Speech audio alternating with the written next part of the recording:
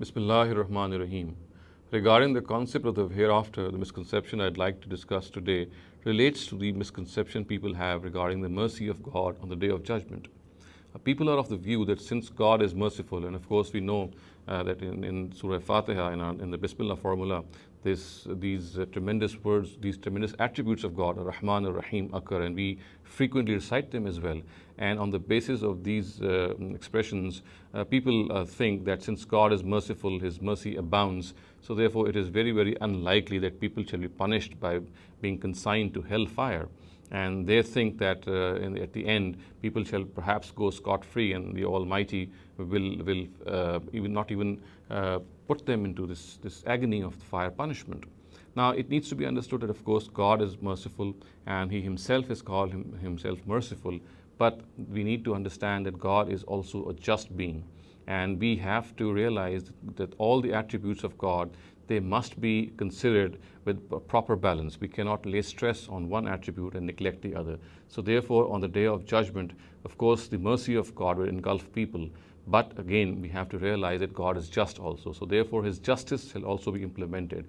And as far as His mercy is concerned, we must also consider the fact that the Quran says that His mercy is not entitled to everyone. There are certain conditions which will, of course, direct His mercy to people.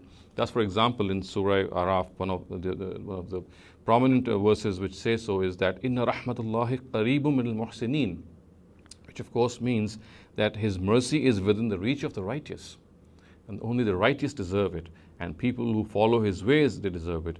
Similarly, at another place in the Quran, again in Surah Araf, the words are وَرَحْمَتِي وَسِعَتْ كُلَّ شَيْءٍ فَسَأَكْتُبُهَا لِلَّذِينَ يَتَّقُونَ وَيُؤْتُونَ الزَّكَاةَ وَالَّذِينَ هُمْ بِآيَاتِنَا يُؤْمِنُونَ الَّذِينَ يَتَّبِعُونَ الرَّسُولَ النَّبِيَّ الْأُمِّيَّ, which of course go in detail, and they say that the Almighty says, yet my mercy encompasses all things. I will show mercy to those that keep from evil, give zakah, and to those that in our signs believe, who believe in the signs of God, and to those that follow the apostle, the unlettered prophet. Of course, since these verses were revealed at the time of the advent of the prophet, so it spells out all the conditions of focusing God's mercy. So therefore, God says that this mercy shall particularly be to people who ward off evil, who keep from evil, who do righteous deeds. And of course, people who do righteous deeds shall be successful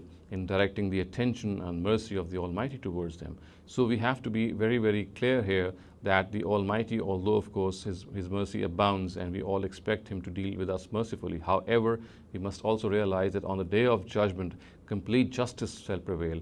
God's mercy, of course, shall appear in its full force, but at the same time, His justice shall also appear. And so therefore, this justice will be in balance with His mercy. And we ourselves should be very, very careful in this regard, that we should not follow the ways of the Jews of the time of the Prophet Muhammad sallallahu alaihi wasallam, who would say that لَن تَمَسَّنَا النَّارُ إِلَّا أَيَّامًا مَعْدُودًا. And this, of course, means that the fire shall not touch them except for some time, for a few days.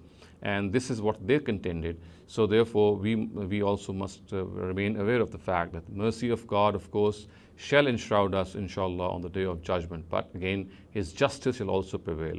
So therefore, we must make ourselves deserving of His mercy. As I've read out these verses, there are certain conditions which make us deserving of His mercy, and we must not remain in the misconception that the Almighty shall forgive every person on the day of judgment and no one shall be punished. This is again against His justice, and this, of course, as the Quran says, shall not happen, because the justice of the Almighty has to prevail, and we must be very, very careful in this regard. أقول قولي هذا واستغفر الله لي ولكم ولسائر المسلمين والمسلمات.